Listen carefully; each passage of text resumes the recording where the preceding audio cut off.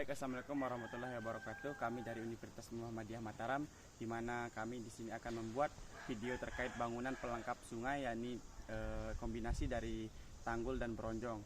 Nah, yang bertepatan di lokasi Sungai Tanjung Karang, Kecamatan Skarbele.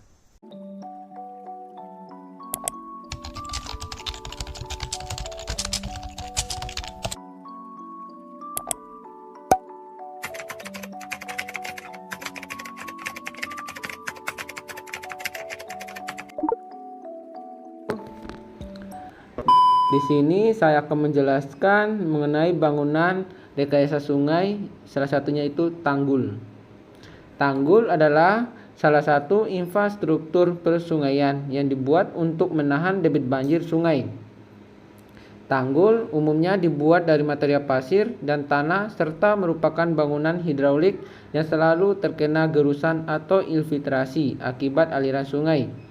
Tanggul memiliki peran penting karena di beberapa tempat sering ditemukan permukaan air sungai pada saat banjir lebih tinggi dari daerah sekitarnya.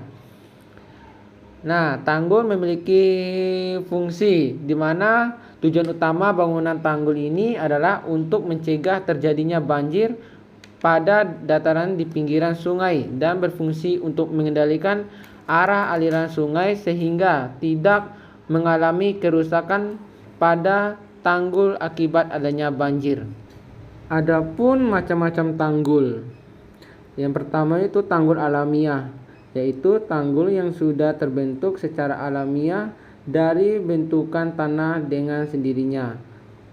Contohnya, bantaran sungai di pinggiran sungai secara memanjang. Yang kedua adalah tanggul timbunan. Tanggul timbunan adalah tanggul yang sengaja dibuat dengan menimbun tanah atau material lainnya di pinggiran wilayah sungai. Contohnya tanggul timbunan batuan di sepanjang pinggiran laut. Yang ketiga yaitu tanggul beton pasangan batu kali. Tanggul beton pasangan batu kali merupakan tanggul yang sengaja dibangun dari campuran pekerasan beton atau batu kali agar berdiri dengan kokoh dan kuat. Contohnya tanggul bendung dinding penahan tanah.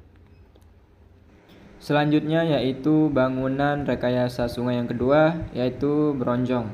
Nah, definisi bronjong adalah suatu hasil anyaman kawat atau bambu yang dibentuk balok, prisma atau silinder, kemudian diisi dengan batu. Nah, konstruksi bronjong paling banyak dipergunakan untuk bangunan semi permanen karena sifatnya yang tidak kaku. Maka sering digunakan di lokasi yang tanahnya itu belum stabil seperti bendung irigasi, cek dam, bangunan terjun, terus pelindung tebing sungai maupun saluran irigasi, terus kerip dinding penahan tanah, tembok jembatan darurat, terus drainase kaki tanggul, dan pondasi jalan. Yang kedua yaitu fungsi bronjong, di mana fungsi bronjong ini diantaranya untuk melindungi dan memperkuat struktur tanah di sekitar tebing, terus tepi sungai dan tepi tanggul agar tidak terjadinya longsor.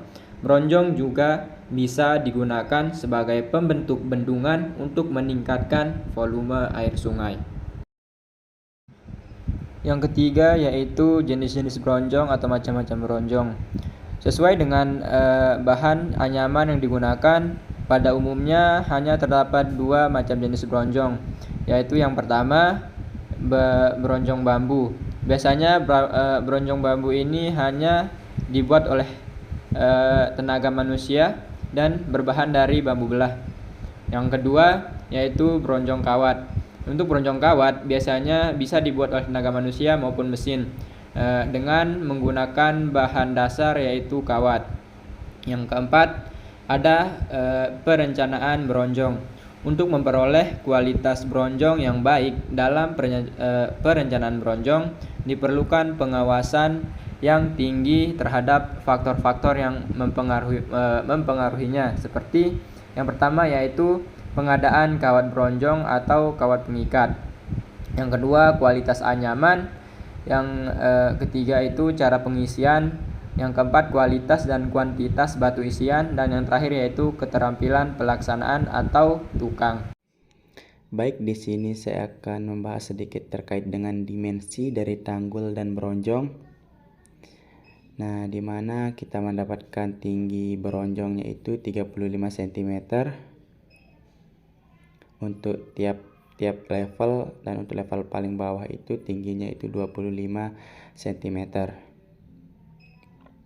Nah, untuk lebar beronjongnya itu kita dapatkan itu 35 cm.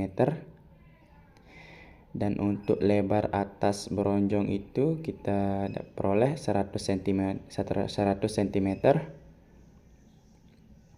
Kemudian untuk tinggi tanggulnya itu dari atas beronjong sampai ke atas tanggul itu kita dapat tingginya itu 50 cm.